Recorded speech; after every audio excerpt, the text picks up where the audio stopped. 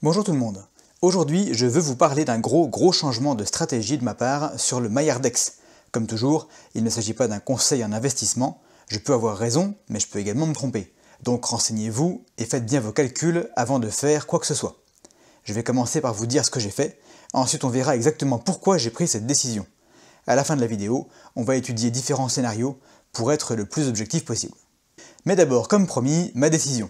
J'ai choisi de me débarrasser de presque tous mes LKMex.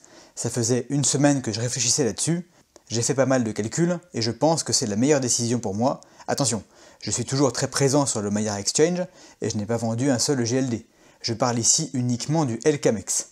Concrètement et très rapidement, j'ai retiré tout ce que j'avais des farms LKMex et EGLD LKMex. Ensuite, j'ai retiré la liquidité de la pool EGLD LKMex et je suis allé vendre tous les LKMex sur ce site dont je vous parle souvent. Le lien est en description. Ensuite, j'ai swappé la moitié de mes EGLD pour des USDC et j'ai remis de la liquidité, mais cette fois-ci sur la farm EGLD USDC. Cette opération est loin d'être neutre en frais de transaction, mais j'ai quand même franchi le pas et je n'ai gardé qu'1 million de LKMex en metabonding pour voir comment ça va se passer. Maintenant, on rentre dans les détails. Pourquoi j'ai fait ça et pourquoi maintenant? D'abord, il faut noter que les rendements se ressemblent beaucoup dans ces trois farms maintenant. Il y a un léger avantage pour la farm EGLD-MEX, mais rien d'énorme. Donc premier point, le rendement, les intérêts versés, ne changeront pas fondamentalement selon que l'argent est ici, là ou là. Je n'ai pas besoin du LKMex pour générer un rendement intéressant. Deuxièmement, force est de constater que la valeur du MEX et du LKMex face à l'EGLD n'a de cesse de baisser. Le MEX connaît une inflation très forte, ça c'est pas une surprise, c'est la base de la stratégie d'Elrond. Le problème pour moi, c'est qu'en face de cette inflation, on avait une promesse. Je cite, le LKMex sera un citoyen de première classe dans l'écosystème Elrond. Sous-entendu, il sera indispensable pour beaucoup de choses. Il aura une utilité. Et un token vraiment utile, il attire du monde. Il est acheté plutôt que vendu, et sa valeur peut rester stable, même si on en imprime beaucoup. Seulement voilà, pour moi cette promesse n'est pas tenue pour le moment. Le LKMex était censé être utile, incontournable, mais en fait, on peut parfaitement faire sans. Il n'est indispensable nulle part, on peut faire aussi bien, et même probablement mieux, comme on va le voir, sans l'utiliser. Il n'est pas vraiment verrouillé, on peut le vendre sans problème. Alors oui, il vaut en ce moment à peu près 2 fois moins cher qu'un MEX normal, mais on peut le vendre. Il n'est pas nécessaire pour participer au Launchpad, qui est de loin l'événement le plus intéressant en ce moment, pour ça des EGLD suffisent. Il n'y a que le metabonding, où le LKMex a une utilité réelle, mais on a vu dans une vidéo récente que le metabonding était probablement beaucoup moins intéressant que la simple farm LKMex. Donc pour résumer, le seul endroit où on ne peut pas remplacer le LKMex, et encore, le GLD peut servir aussi, c'est le metabonding. Et ce n'est probablement pas rentable, pas assez rentable en tout cas, pour compenser l'inflation de ce token. Concernant le rendement, sur un an, on touche 100% en gros, un peu plus en ce moment, donc on gagne de l'argent si la valeur du token chute de moins de 50%. 50% de baisse, il nous a fallu un peu moins de 4 mois pour les avoir. Comme vous le voyez, le compte n'y est pas. Ce que je dis ne prend pas en compte la composition des intérêts.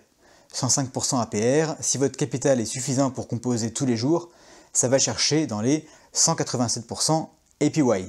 Ce serait peut-être suffisant pour gagner de l'argent sur un an, j'en sais rien. Ce que je veux souligner ici, c'est qu'on peut parfaitement, en ce moment, générer 50% APR sur la paire EGLD-USDC en EGLD. Comment je fais ça? Je farm du LKMex environ à 100%, un peu plus, et je m'en débarrasse immédiatement avec 50% de pénalité contre des EGLD. Il reste donc bien 50% de profit, parfaitement liquide, que vous pouvez vendre ou réinvestir sans problème. Et surtout, aucune exposition au LKMex de plus de 24 heures. Moi, ça me convient. Alors, promesse non tenue pour l'utilité du LKMex pour l'instant, mais est-ce que ça pourrait changer? Bien évidemment, Elrond nous a déjà surpris par le passé.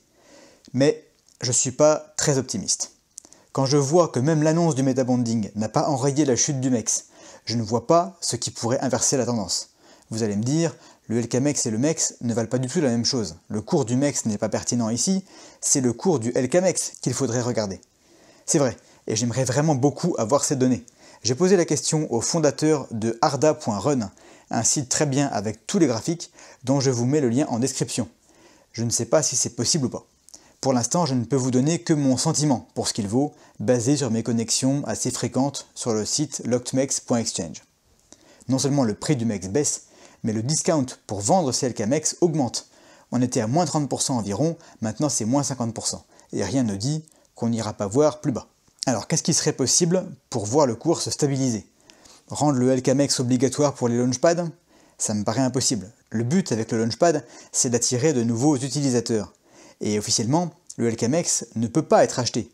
Dire aux nouveaux qui arrivent, bon les gars, il va falloir farmer au moins un mois pour espérer avoir une chance minuscule dans un tirage au sort de gagner une allocation pour investir dans un projet lui-même risqué, c'est pas très vendeur.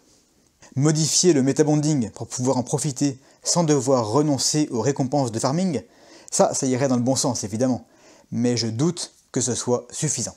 Évidemment, j'ai pas de boule de cristal, on verra bien. Et maintenant, quelques cas pratiques. Imaginons que j'ai 10 EGLD et un mois de temps. Je suppose que tous les cours restent stables pendant ce mois, ce qui est plutôt optimiste pour le MEX. Je pourrais les échanger, ces 10 EGLD, contre un peu plus de 11,5 millions de LKMEX, et farmer avec dans la farm LKMEX. En un mois, je vais gagner environ 1 million de LKMEX, ce qui porte mon total à 12,7 millions environ, que je pourrais revendre pour 10,02 EGLD. Pas terrible comme rendement, hein. Le staking simple en délégation sur Maillard aurait rapporté 5 fois plus, avec moins de risques. Alors oui, j'ai fait un aller-retour sur un mois sur lockedmex.exchange, ce qui fait très court. Mais j'ai aussi supposé que le MEX n'avait pas perdu de valeur pendant un mois. Deuxième option, je place 5 EGLD et l'équivalent en USDC dans la pool EGLD USDC. Cette position rapporte sur un mois 0,41 EGLD, 20 fois plus. Et ça c'est le vrai chiffre, hein. Il n'y a pas d'hypothèse aussi violente que dans le cas précédent.